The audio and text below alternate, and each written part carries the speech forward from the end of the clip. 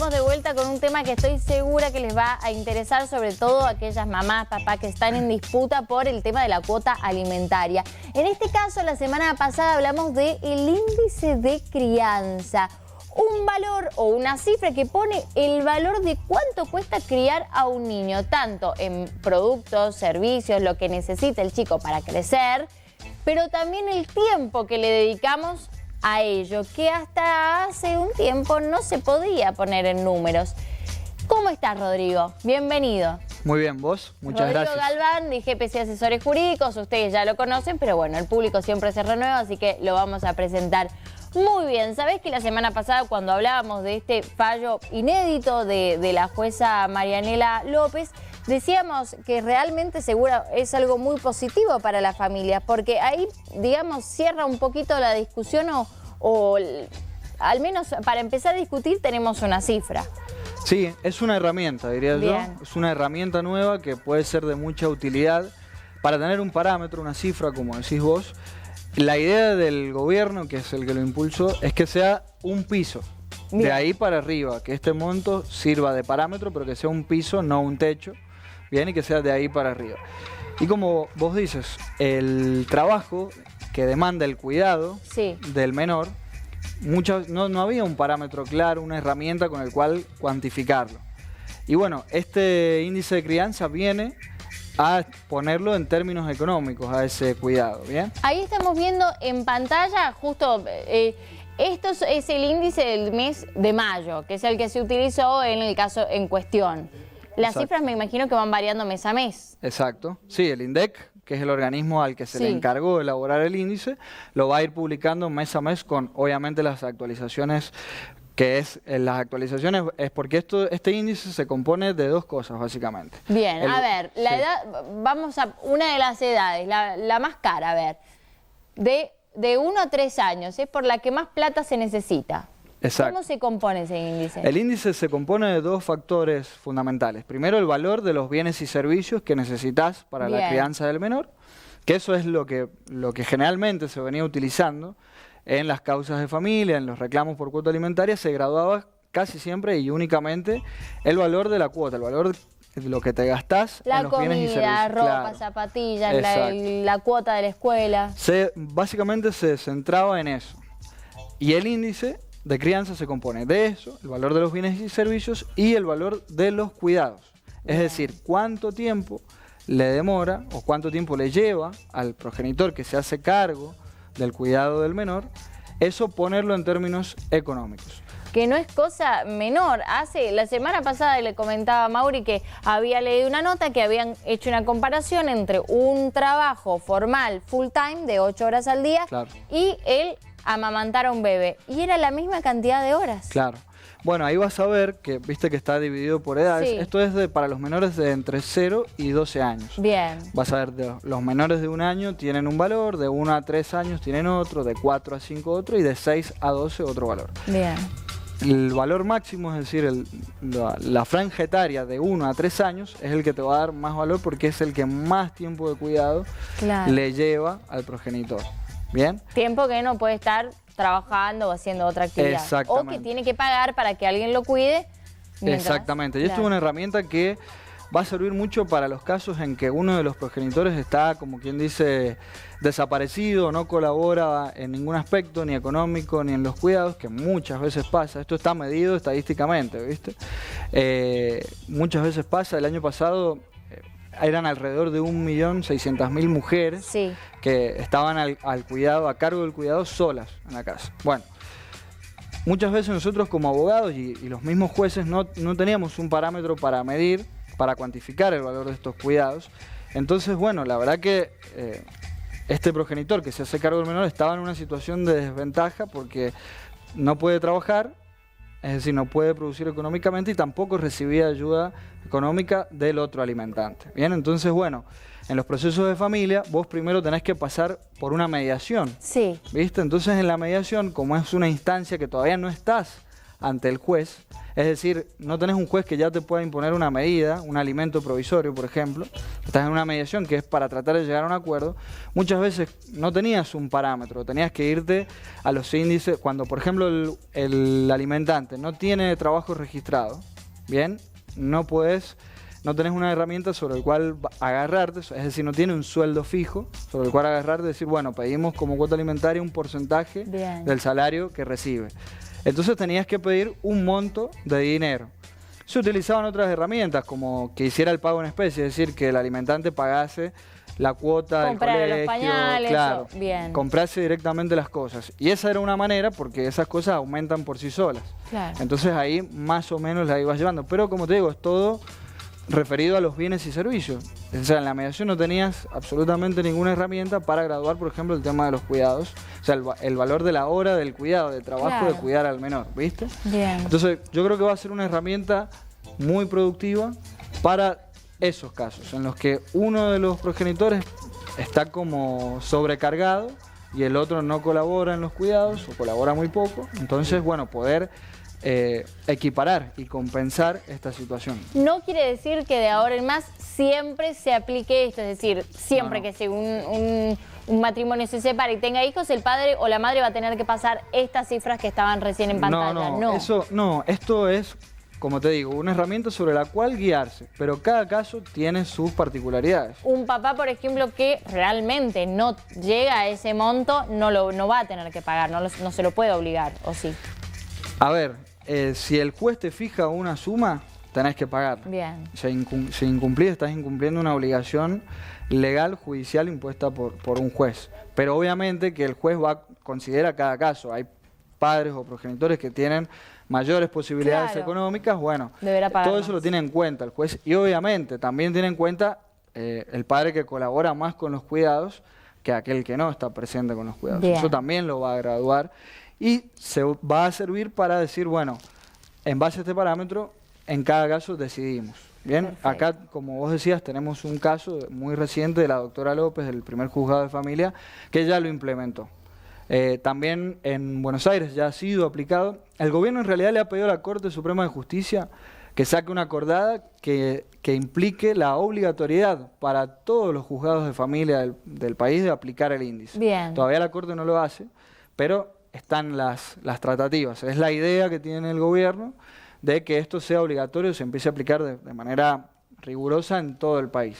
Mauri, seguramente están llegando mensajitos porque es un tema que da que hablar y que lamentablemente en muchas familias se sufre. La discusión de quién se hace cargo más de los chicos. Hay muchas peleas lamentablemente, por eso vos debes estar recontra al tanto.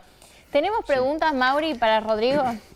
Sí, Ana, dice, buenas tardes. Mi situación es la siguiente. Dice, realicé las medidas necesarias con abogadas en el año 2017 para una cuota negociable en ese entonces porque el papá no tenía trabajo.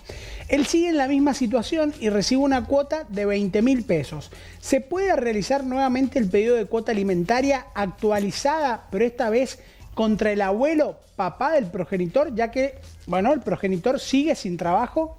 Sí, eso se puede hacer, eso está establecido en la ley, de hecho se hace en muchos casos, cuando el padre, en este caso, no tiene los medios económicos para responder por los gastos mínimos que necesita ese menor, y los abuelos sí tienen ingresos económicos probados, y muchas veces la acción se redirige a los abuelos, se puede hacer. Depende de cada caso, por ahí los abuelos tampoco tienen una situación económica por la cual puedan responder, pero sí se puede extender la acción.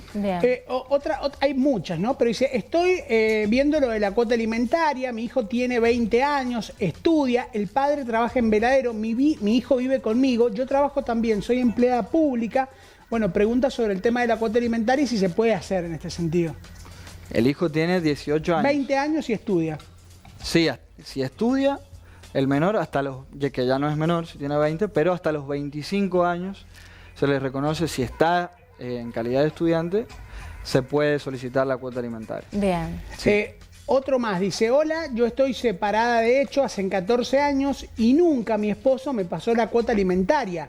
Me divorcié este año y ahora eso lo lleva a cumplir esa cuota, pero mi hijo ahora tiene 18 años, ya tiene la mayoría de edad, el papá dice que cobra un fondo de desempleo y ofrece 5.000 pesos. No, bueno, eso no, ni para pagar el sellado judicial alcanza los 5.000, no. Esta es una herramienta que, por ejemplo, sirve para ese tipo de casos, cuando el padre no tiene un trabajo registrado, para tener un parámetro. Yo lo que recomiendo en ese tipo de casos, que lo hablamos en el corte con Ana, es cuando el papá no tiene, o el obligado a pasar la cuota, no tiene un trabajo fijo, un salario sobre el cual podamos solicitar directamente que se debite la cuota. Yo lo que recomiendo ahí es hacerlo en especie, es decir, que pague determinadas cuestiones que se van actualizando solas. Por ejemplo, si el menor va al colegio, el deporte, la obra social, ese tipo de cosas, que esas se van actualizando mes a mes porque van siguiendo la inflación. Entonces, y en este caso donde el chico se separaron a los 14, pero recién ahora hizo el divorcio, es decir, y tiene 18, ya se le está por acabar, ¿cómo se hace? Bueno, como te digo, en los casos en los que ya cumple la mayoría de edad, pero si él sigue estudiando, sigue dependiendo, digamos, económicamente de los padres y sigue con una carrera, sí, ahí hasta los 25 años puede solicitar la cuota alimentaria. Bien, hay muchas preguntas, voy a tratar de ir uniendo. Dice, buenas tardes, ¿puedo solicitar que se me pague cuota alimentaria con retroactivo, ya que el padre trabaja en blanco y no quiere hacerse cargo? ¿Cuánto es el porcentaje que te dan del sueldo del padre? Bueno, 25%, lo decías, ¿o eso también es variable? Eso es variable, según el caso. En general hay ciertos criterios, cuando es un solo hijo, no suele ser más del 25%, entre el 25 y el 30%, ahí depende las particularidades de cada caso, ¿no? Pero sí, y sí se puede pedir en retroactivo también, y eso también, que el juez te lo reconozca, eso sí o sí ya se pide ante el juez, que te reconozcan en retroactivo. Bien. Va a depender de las pruebas, los gastos, las pruebas de los gastos que aportemos durante todos estos años y que probemos que el padre no se hizo cargo también. Bien, vos es que hay una pregunta que me parece que se repite y que mucha gente lo debe querer saber. Dice, hola, buenas tardes. El papá de mi hijo no actualiza la cuota hace varios meses. Él cobra bien, de lo cual solo se puso medio día en blanco y el otro medio día en negro. No cumple el régimen de visitas, viene 3 veces al mes. ¿Se puede hacer algo? Dice, no cumple escolaridad ni nada, de lo cual el juez dijo tenencia compartida y no lo hace. Bueno, en esos casos, cuando hay un claro incumplimiento de ya un acuerdo establecido, ya sea en mediación o en sede judicial, estos acuerdos son exigibles. ¿Qué quiere decir? Que si uno de los progenitores no lo cumple, podemos pedir las sanciones al juez. Que las sanciones no son algo fijo, que está establecido directamente en la ley, sino que cada juez tiene diferentes criterios. ¿Viste? O sea, algunos, por ejemplo, han recaído sobre la licencia de conducir, o sea, diferentes tipos de sanciones económicas, bueno. En algunos casos a la cancha no los han dejado entrar. No los dejan ir a la cancha, que a muchos les duele. Sí se puede, cuando hay un claro incumplimiento de algo ya establecido, ya acordado, directamente le pedimos al juez que aplique las sanciones por el incumplimiento. Bien, perfecto. Dice, hola, yo hice la cuota alimentaria, me pasa por quincena 7.500 pesos, por 2 menores de 8 y de 13 años. En el juzgado, cada vez que voy no me dan aumento ni solución. Él trabaja en blanco.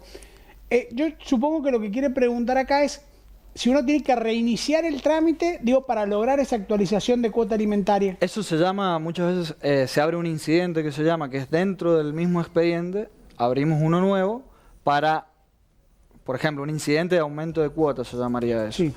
Primero, porque la persona por ahí estaba sin trabajo y luego encuentra trabajo registrado. Mejora su calidad económica, ¿bien? O sus ingresos económicos. Entonces ahí podemos hacer un incidente de aumento de cuota y reformular no solo el monto, sino también cómo se va a cobrar, ¿bien? Porque si ya empieza a tener trabajo registrado, directamente nosotros nos comunicamos con la empresa o el establecimiento para el cual él trabaja y que se debite del sueldo de él, directamente la empresa lo deposita a la cuenta de usura pupilar, que se llama, que es la cuenta para los alimentos. Entonces ya directamente no depende ni del alimentante el pasar la plata. Directamente del establecimiento del cual él depende. Rodri, esa actualización de la cuota alimentaria no se hace de manera automática, sino que cada vez que se tiene que actualizar es como que hay que Depende del caso. Depende del caso. Bien. Si está fijado, por ejemplo, como decimos, seguimos con este ejemplo que está registrado, bien, ahí sí se hace de manera automática. Sí. ¿Por qué? Porque es un porcentaje del sueldo. Listo. Entonces, si la persona gana 10 pesos y tiene fijado el 30%, bueno, 3 pesos para bueno, si pasa a ganar 20, bueno, obviamente se va, aumenta automáticamente porque es un porcentaje. Pero muchas veces está fijado directamente un monto fijo económico, que ahí es donde está el problema para actualizarlo. Cuando se fija un monto, Bien. ese es el que cuesta después actualizarlo. Perfecto. ¿Viste? Porque sí, como él es el que viene directamente y hace el pago en efectivo por ahí, o muchas veces él es el que lo transfiere directamente, no tiene ningún organismo que lo obligue a él inmediatamente a hacer, depende como un poco voluntario. Y si no cumple, sí, tenemos la herramienta de recurrir ante el juzgado, pero bueno, tiene cierta demora hasta que el juez lo ve y... Que claramente mes a mes queda desactualizado cualquier valor, por eso exacto, sí, por eso yo no recomiendo fijarlo en un monto fijo económico en un número, sino en porcentajes. Última preguntita, Mauri. Mira, hemos preguntado, Ana, muchas preguntas que están hechas de mamás sobre cuota alimentaria del papá. Dice, buenas tardes, cuando hay tenencia y la tenencia la tiene el papá, ¿la madre tiene derecho a reclamar cuota alimentaria por los días que el bebé va a la visita con su madre? No, si la tenencia la tiene, si los cuidados, que se llaman ahora cuidados personales, están, digamos, a cargo, o es el padre quien tiene los cuidados personales, no, la madre no, porque se entiende en esos casos que el que carga mayormente con las horas de cuidado y con los gastos, en este caso es el padre. Bien. Eso no es una cuestión de género. Lo que pasa es que naturalmente en la mayoría de los casos se da que recae sobre la madre. Pero hay casos en los que recae sobre el padre y no, en ese caso al revés. El que tendría derecho a la cuota alimentaria sería el padre. Llegaron muchísimas preguntas, pero bueno, no vamos a tener claramente tiempo de hacer todas. Si vos querés hacer alguna consulta sobre tu caso particular, te recomendamos que vayas aquí, GPC Asesores Jurídicos, donde está Rodri, Germán y todos los profesionales que te van a poder asesorar. Rodri, muchísimas gracias. A ustedes, un placer como siempre. Como siempre explicás muy claros temas que por ahí son medios complejos y como siempre decimos, mejor hacerlos bien de entrada que después estar lamentando y gastando más plata por malas decisiones. Así es mejor prevenir muchas veces. Sí, es así. Gracias, Rodri. A ustedes. Y hablando de prevenir, Mauricio, también en este caso buenos materiales hacen que tu casa, tu comercio, eso que estás construyendo, tenga buenos cimientos. Y para eso, ¿sabés quién nos acompaña desde el comienzo? Corralón Progreso. Que yo te recomiendo como tu aliado en materia de construcción, porque tienen todo lo que estás necesitando, materiales de construcción, cerámicos, grifería, sanitarios, pinturas y demás. Además, reciben crédito de la Caja de Acción Social. Una locura. Mira, esto yo no sé si esto está vigente, pero según esto tienen precios en cerámicos los han mantenido los del año pasado. ¿Será así? Seguramente. Sí, es así, están locos. Es imposible. Corralón Progreso te están esperando en lateral sur de Ruta 40, esquina Progreso, en el departamento Rawson. Y hablando de precios, Mauricio, algo que nos hemos olvidado un poquito es el dólar. Hace unos días que no hablamos del dólar, que sube, que baja, que nos pone contentos, que nos pone mal. Bueno, se habla mucho de la propuesta de uno de los candidatos a presidente, Milei, que habla de dolarización. Hablamos la semana pasada, ¿te acordás? Con el economista que nos explicaba que tiene lo positivo con respecto a por ejemplo, la inflación, pero tiene sus aspectos negativos.